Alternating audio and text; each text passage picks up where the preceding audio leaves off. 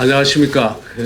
지난번에 세종시가 분구가 확정되기 전에 세종시 공천을 받고 짤막하게 말씀을 드렸습니다만, 이제 분구가 확정되고 아직 공천장을 받지는 않았습니다만 당에서 세종 선거구 을 쪽에 제가 확정이 됐기 때문에 오늘은 출마 선언의 말씀을 드리려고 합니다. 제가 그 출마 선언을 읽도록 하겠습니다. 존경하는 국민 여러분, 사랑하는 세종 시민 여러분, 저 김병주는 다가오는 4.15 총선에 미래통합당의 세종시을 선거구 후보로 나섭니다. 험지에 나서달라는 당의 명이 있었고 세종시 제안자와 초기 설계자로서의 저의 바람이기도 했습니다. 출정을 알리는 이 자리이지만 마음이 무겁습니다. 코로나19 확산 사태로 온 국민이 이루 말할 수 없는 고통을 앓고 있고, 또 며칠 전부터 세종시에도 이 확진자가 증가하고 있는 이러한 상황입니다.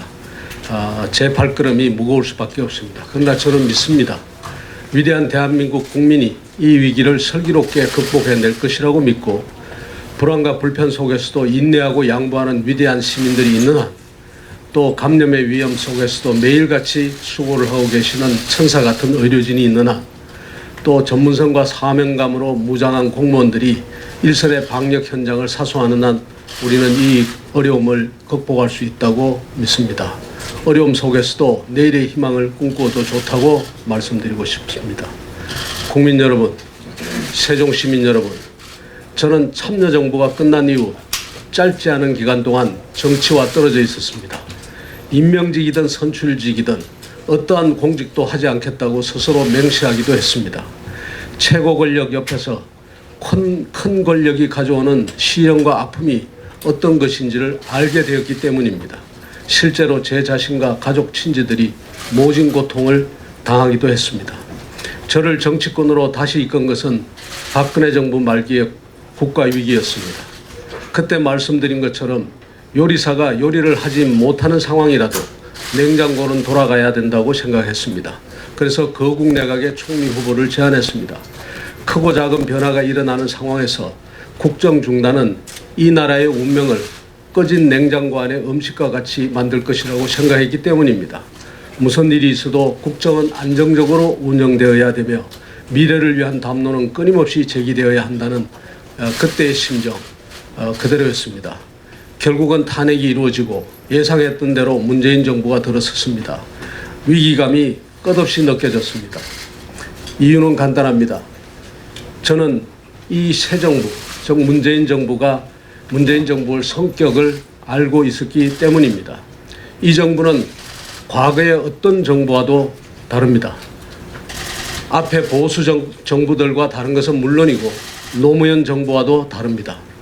노무현 정부만 해도 그렇습니다. 노무현 정부는 우선 그 구성에 있어서 노무현이라는 지도자와 그를 지지하는 개인들의 집합이었습니다. 노무현 대통령을 열렬히 지지했던 노사모들 또한 개인들의 집합이었습니다. 저 또한 개인의 자격으로 참여해 5년을 꼬박 일했습니다. 그러나 문재인 정부는 다릅니다. 출발 전부터 이념 세력, 노동 세력, 운동 세력의 집합이었습니다. 그만큼 경직될 수밖에 없고 특정 이념이나 노선에서 벗어날 수 없는 굴레를 출발부터 쓰고 있었습니다. 그마저도 오래되고 낡은 이념과 노선이었습니다. 그래서 한 번은 이렇게 외쳤습니다. 이 집단에서는 노무현마저도 설 자리가 없다. 이렇게 이야기를 했습니다. 그렇습니다. 노무현 정부에서 발을 붙이기 힘들었던 이념 세력과 노동 세력, 운동 세력이 정부를 장악하고 노무현의 기본 정신이었던 분권과 자율의 정신은 국가가 온갖 곳을 간섭하는 국가주의적 경향으로 대체되었고, 성장과 분배의 선순환을 강조했던 정책 기조도 분배정책 지상주의로 대체되었습니다. 이래저래 문재인 정부는 예상된 방향으로 가고 있습니다.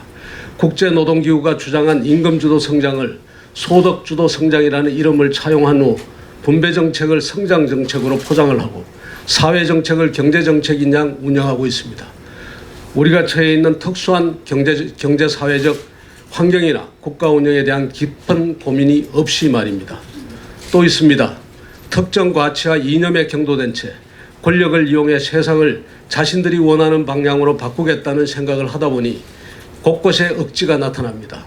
조국 사태나 검찰개혁에서 보듯 불의를 정의라 하고 불공정을 공정이라고 합니다.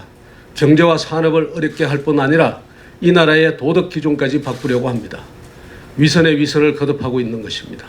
외교와 안보 또한 어디로 흘러갈지 일찍이 짐작되었습니다.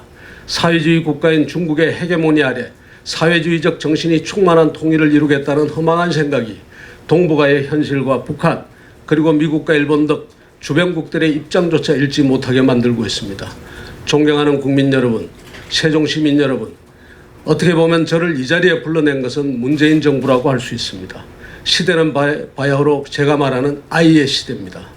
개인, 즉 인디비주얼과 연결된 개인들로 구성된 다양한 플랫폼이 자유로운 상상력과 창의력, 즉 아이디어를 바탕으로 혁신, 말하자면 이노베이션과 창조, 인벤션을 주도하는 이니시에이트하는 그러한 시대입니다. 이에 역행하며 개인을 통제하고 규제하는 국가주의와 사회주의, 전체주의로 향하는 정부를 더 이상 보고만 있을 수가 없습니다. 이들에 의해서 우리의 현재와 미래가 무너지는 것을 그냥 보고 있을 수만은 없었습니다. 세종시 문제에 대해서 잠시 말씀드리겠습니다. 세종시는 특별자치시입니다. 특별자치의 이름이 붙은 데는 그만한 이유가 있습니다. 단순히 국가기관을 그곳으로 이전한다는 뜻만 들어있는 것이 아니었습니다.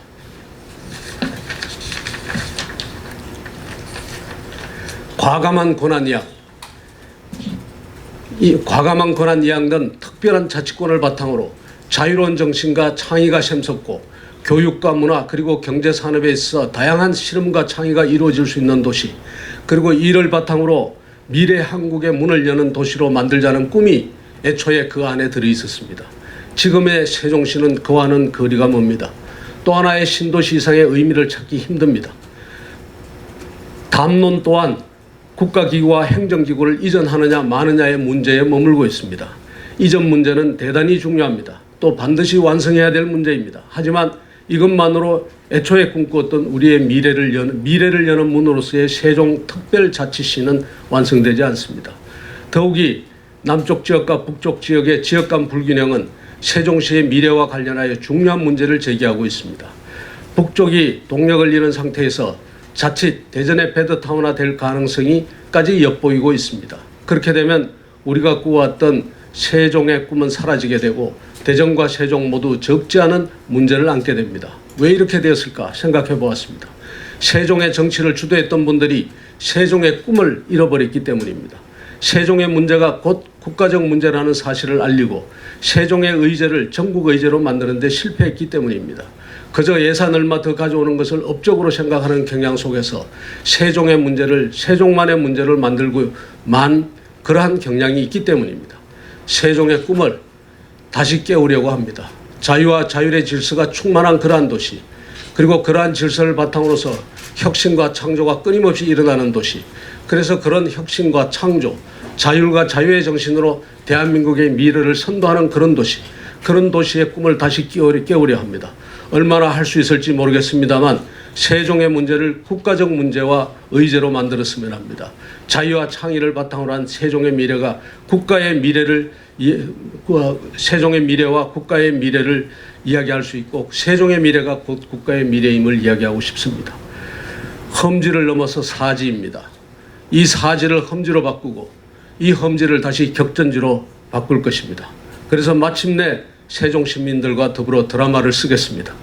이런 과정을 통해 우리 국민들이 또 세종 시민들이 세종의 꿈이 무엇인지, 세종을 통해서 얻고자 했던 대한민국의 꿈이 무엇인지를 다시 생각해보고 또 다시 새롭고 큰 미래의 꿈을 만들어가는 계기가 되었으면 합니다. 감사합니다. 예, 나가서 세프레이션.